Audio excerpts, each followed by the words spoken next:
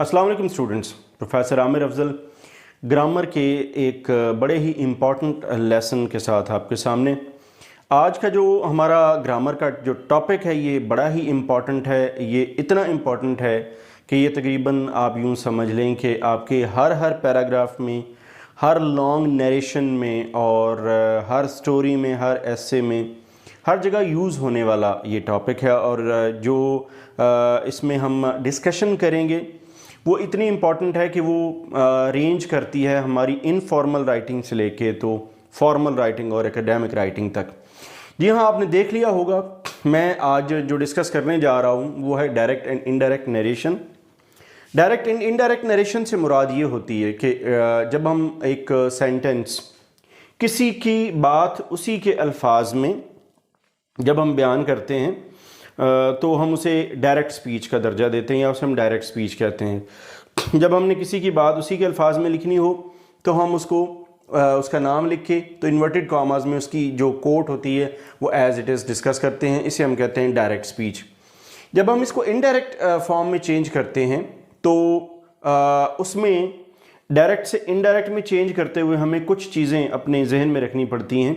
कुछ ऐसी चेंजेस आती हैं जो हमने लानी होती हैं और उन चेंजेस के बारे में आपका जानना बहुत ज़रूरी है। मैं ये भी बता दूं कि ये जो हमारा आज का ये वाली वीडियो लेक्चर है ये इस सीरीज़ का पहला लेक्चर है। इस सीरीज़ पे हम आगे चलेंगे, मुख्तलिफ टाइप्स के जो सेंटेंसेस हैं। ये जो पहला आज की ये जो है इंट्रोडक्टरी लेक्चर, ये इनफैक्ट है आपके अफर्मेटिव या डेक्लरेटिव सेंटेंसेस के लिए, या जिन्हें हम पॉजिटिव सेंटेंसेस आप कह सकते हैं, उनकी चेंज के बारे में है, बेसिक और इंट्रोडक्टरी लेसन। मैंने आपके सामने एक सेंटेंस लिखा है, Imran said I am very busy now. तो एक बात याद रखिए कि जब हम डायरेक्ट से इनडायरेक्ट फॉर्म में चेंज करते हैं तो हमारा सेंटेंस दो हिस्सों पर मुश्तमिल होता है। एक हिस्सा वो जो इन्वर्टेड कॉमा से बाहर होता है। इन्वर्टेड कॉमा से जो बाहर होता है उसे हम रिपोर्टिंग स्पीच कहते हैं, जबकि एक हिस्सा वो होता है जो इन्वर्टेड कॉमास के अंदर होता है, इसे हम रिपोर्टेड स्पीच कहते हैं। जब आप इस सेंटेंस को, Imran said I am very busy now, जब आप इसको चेंज करेंगे डायरेक्ट से इनडायरेक्ट में तो ये इस तरह से होगा, Imran said that he was very busy या he was busy then. Imran said that he was busy then. Imran told that he was busy then, ये भी लग सकता है। लेकिन आप ये गौर करें कि यहाँ पर हमने कुछ चीज़ें चेंज की हैं। पहली बात तो ये चेंज आई कि आपके जो दोनों इन्वर्टेड कॉमास हैं वो हमने ख़त्म कर दिए। दोनों इन्वर्टेड कॉमास जब हम ख़त्म करेंगे तो उसकी जगह आएगा दैट। दूसरी बात ये कि इन्वर्टेड कॉमास और दैट लगाने के बाद हमारी जो चेंज आती है वो प्रोनाउन की चेंज आती है और कुछ माइनर चेंजेस आती हैं। अब ये जो चेंजेस हैं इनके बारे में मैं आपको थोड़ा डिटेल में बता देता हूँ कि डायरेक्ट से इनडायरेक्ट नरेशन में जाते हुए जो चेंजेस करनी होती हैं वो तीन तरह की बड़ी चेंजेस करनी होती हैं। दो बड़ी चेंजेस हैं। दो बड़ी चेंजेस के बारे में मैं आपको बताता हूँ। सबसे पहली चेंज है change of pronoun. Change of pronoun से मुराद ये है कि जो आप सेंटेंस चेंज करने जा रहे हैं, जो आपका रिपोर्टेड स्पीच का सेंटेंस है, उसमें जहाँ जहाँ प्रोनाउन लगा, मसलन प्रोनाउन लगा होगा दो तो डेफिनेट जगह हैं। एक आपका होगा सब्जेक्ट और दूसरा आपका हो सकता है ऑब्जेक्ट हो। ये दो जगह हैं। या इसके अलावा अगर कहीं पॉजेसिव केस लगा है तो आपका जो प्रोनाउन है वो इसमें कहीं इस्तेमाल हुआ होगा। तो पहली जो चेंज है सबसे बड़ी, वो आपने चेंज करना है, चेंज प्रोनाउन को चेंज करना है। रिपोर्टेड स्पीच का प्रोनाउन रिपोर्टिंग स्पीच की दो जो आप कह लें प्लेसेस हैं उनके मुताबिक चेंज होता है। किस तरह से चेंज होता है कि अगर आपका यहाँ पर रिपोर्टेड स्पीच में जो आपका सब्जेक्ट है अगर वो हो फर्स्ट पर्सन का, अगर आपका सब्जेक्ट फर्स्ट पर्सन का हो तो वो चेंज होता है रिपोर्टिंग स्पीच के सब्जेक्ट के मुताबिक। अगर आपका जो रिपोर्टेड स्पीच है उसमें जो प्रोनाउन है वो हो सेकंड पर्सन का, यानी कि यू, तो वो चेंज होगा आपके इस सेंटेंस के ऑब्जेक्ट के मुताबिक, जो कि यहां पर मैंने नहीं लिखा, लेकिन मोस्ट ऑफ द केसेस में ये अंडरस्टूड होता है कि वहां हम हिम या यू लगाते हैं। तो जो सेकंड पर्सन का प्रोनाउन है वो चेंज होगा इस सेंटेंस के ऑब्जेक्ट के मुताबिक। जबकि अगर आपका यहां पर जो प्रोनाउन सेंटेंस में या अगर आपका यहां पर प्रोनाउन सब्जेक्ट में थर्ड पर्सन का है, यानी ही, शी, इट या दे है, थर्ड पर्सन के सिंगुलर हो या प्लूरल हो तो उसको चेंज करते हुए ये बात ध्यान में रखिए कि उसमें कोई चेंज नहीं आती। मैं इसको रिपीट करता हूं आपके लिए कि जब आपने प्रोनाउन चेंज करना है, अगर यहां हो फर्स्ट पर्सन का यानी आई और वी हो तो it would be change according to the subject. अगर यहां सेकंड पर्सन हो तो it would be change according to the object of the reporting speech. और अगर यहां थर्ड पर्सन हो तो उसमें कोई चेंज नहीं आती। अब आप देख रहे हैं कि मैंने आपके सामने चेंज ऑफ प्रोनाउन में, ये मैंने वैसे आपको बता दिया, एक लफ्ज लिखा है आपके सामने, ये हमने एक शॉर्टकट बनाया SON, सन, ये अपने माइंड में रखिएगा। ऊपर मैंने लिखा है 1 2 और आगे नो चेंज।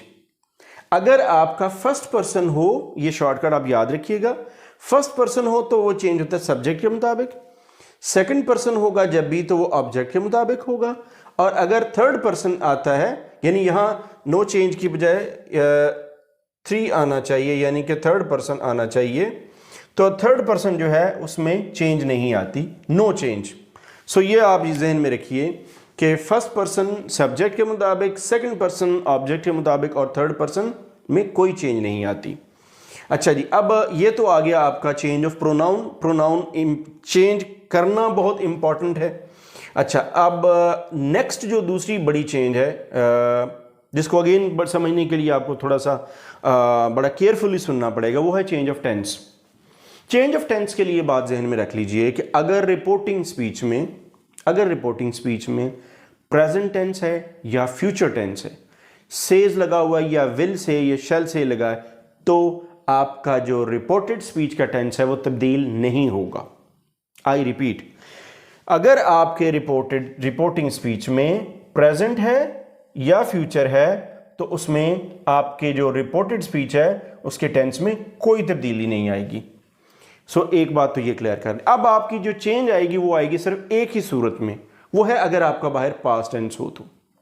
अगर रिपोर्टिंग स्पीच में आपके पास्ट टेंस आ गया तो फिर चेंज कैसे आएगी, उस चेंज को समझ लीजिए।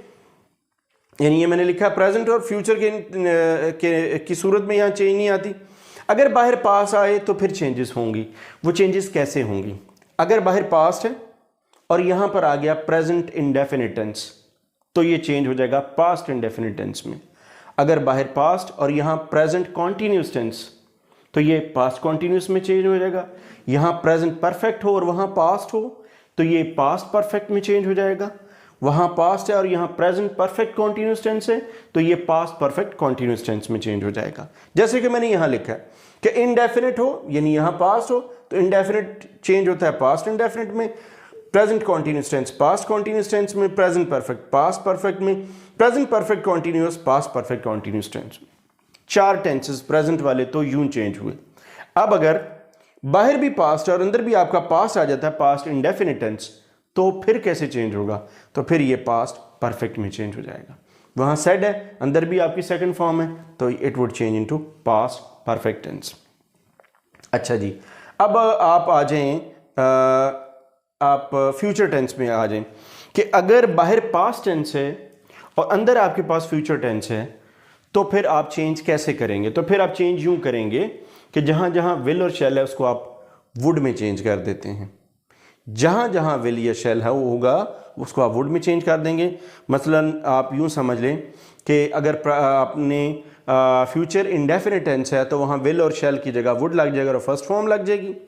अगर फ्यूचर कॉन्टिन्यूस टेंस है तो वो वुड भी और आगे फर्स्ट फॉर्म से ING आ जाएगा।